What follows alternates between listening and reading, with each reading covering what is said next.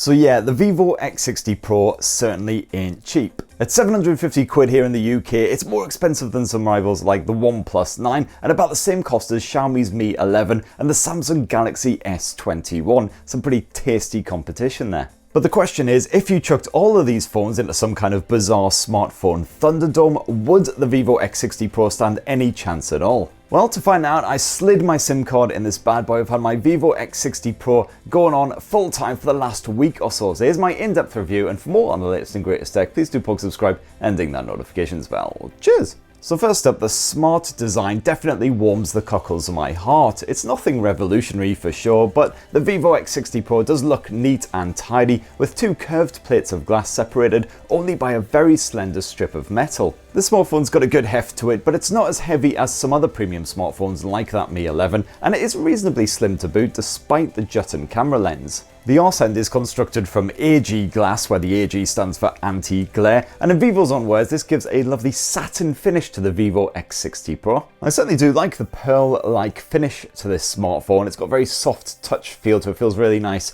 in the hand. It is all about that hand feel. And best of all, it does a pretty bloody good job of repelling any greasy prints and the like as well, thank God.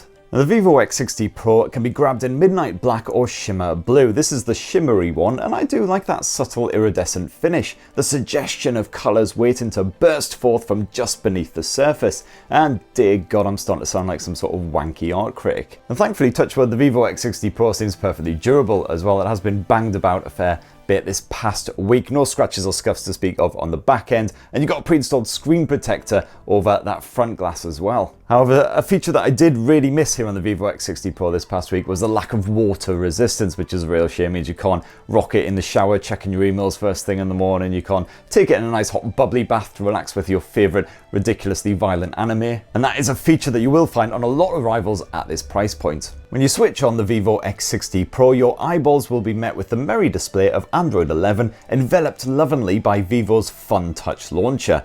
Yes, that's the FunTouch launcher. No, I didn't just make that up. Look, it says right there, FunTouch.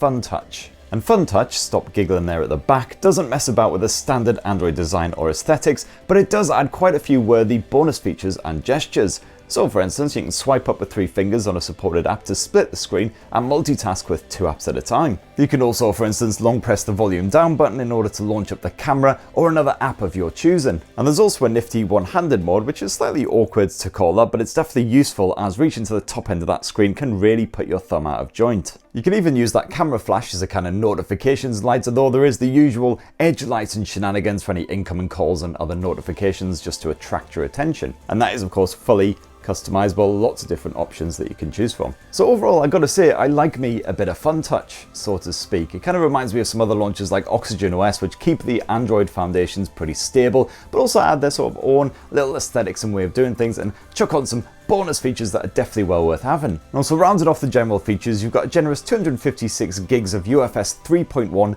nice and nippy storage crammed into the Vivo X60 Pro, just as well that you've got quite a lot of space because there's no micro SD memory card support for expanding it, boo hiss. And I also had absolutely bugger all issues with the in-display fingerprint sensor, nice and nippy and responsive, definitely one of the better ones that I've used. And you've also got full face unlock support on here as well, which again is nice and nippy. Now, like other handsets at this sort of price, you've got an AMOLED screen that curves slightly around the edges, giving that premium feel, with very skinny bezels to frame it. The Vivo Pro's panel is a 6.56-inch Ultra O Samsung screen, hence the centrally positioned selfie orifice. It's not big, but it does intrude on the action when you go full screen.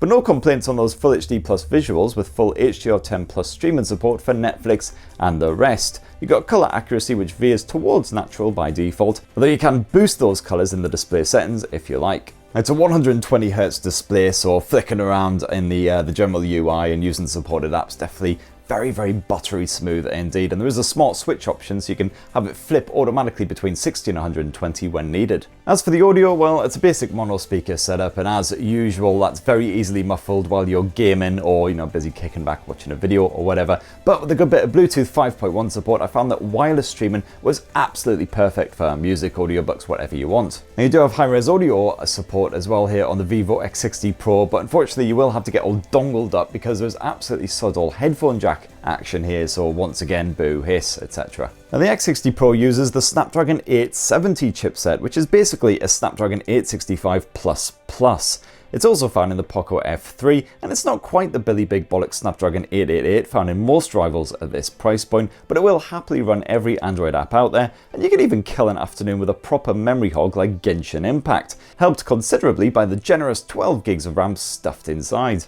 And this phone can also apparently make use of 3 gigs of that UFS 3.1 storage as well as makeshift memory in a pinch, but frankly I've never found that to be necessary at all in any of my benchmark tests. With 12 gigs on board, unsurprisingly the Vivo X60 Pro ain't really hitting that limit. And that 240Hz touch response means zero lag when you're poking and swiping the screen before you see a reaction, which is definitely essential for games like this where you'll need fast reactions to evade those annoying slime buggers. There's an ultra game mode on board as well, which you'll have to manually add your titles to, but once you do that, this offers up all the usual tools including notifications blocking, brightness lock, all the good stuff. And no worries as far as cooling goes either. I played Genshin Impact for about an hour straight, and while the Vivo X60 Pro definitely got warm, it certainly didn't overheat. The frame rate stayed stable, no throttling in sight. And Vivo has also added all kinds of acceleration engines to good old FunTouch, how we love it. And these are supposed to tick over in the background, just keeping things running smoothly. So for instance, making sure that any online apps that really need a strong, stable connection get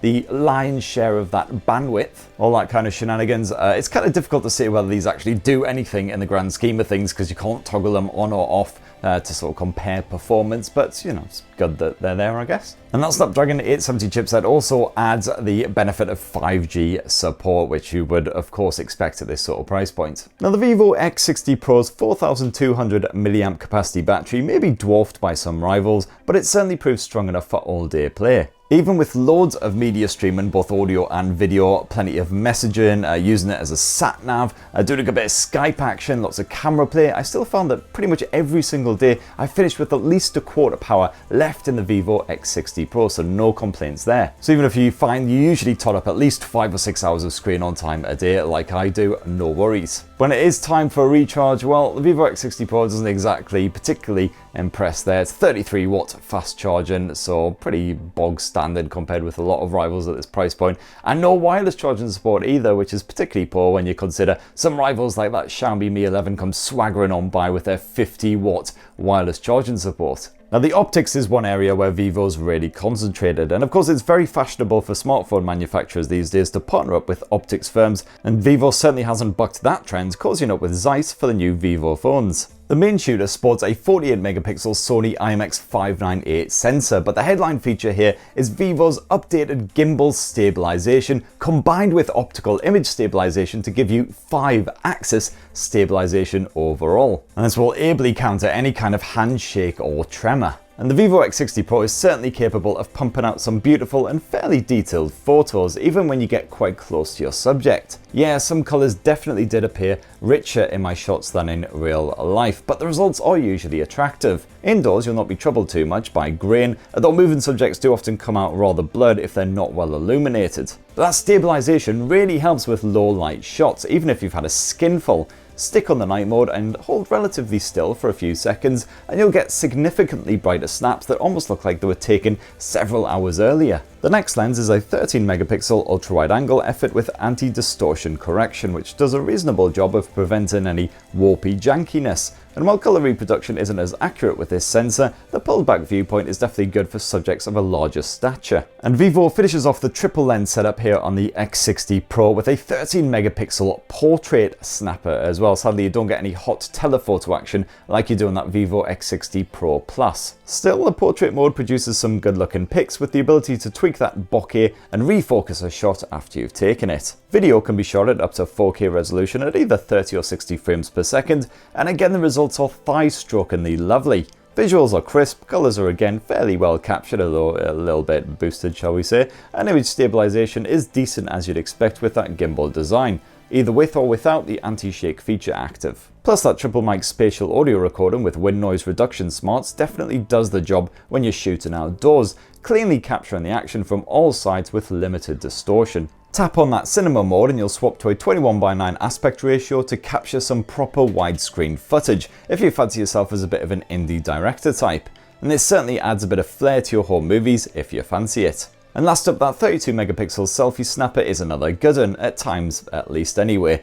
Sometimes outdoor pics can look a little bit saturated, lacking in tone as well as depth, but indoor shots usually look pretty good, lots of detail in there, and only patches of grain and softness. And again, you've got a portrait mode that works pretty well when you want to make the shot all about your lovely bloody face. So overall, the Vivo X60 Pro is a good phone that I have enjoyed using as my full-time handset for the past week. But unfortunately, this sort of price point is definitely rather expensive for what you get in terms of the general overall experience compared with some rivals. The problem is that certainly for the average everyday user, the Vivo X60 Pro doesn't really offer anything particularly different or unique, while also serving up slightly weaker specs than a lot of the competition. So take for instance, Samsung's Galaxy S21 doesn't have that gimbal stabilization packed into the camera, but you'll find that shots taken on that side by side with the Vivo X60 Pro, generally slightly more accurate color tones and a bit more detail packed in there as well. But of course, if you do suffer from hand tremors or anything like that, then probably that stabilization feature is going to be worth its weight in gold. So anyway, that's what I think of Vivo's X60 Pro after using it as my full-time smartphone for a week. But what do you guys think? It'd be great to hear your thoughts down below. Have you been using the Vivo X60 Pro yourself as well, or maybe even the Pro Plus, Mr. Fancy Pants? Please do let me know all your thoughts, bang them down in the comments. Please do poke, subscribe and ding that notifications bell as well if you've got the time, just to check out some more tech and make me that little bit happier / richer. Cheers everyone, love you.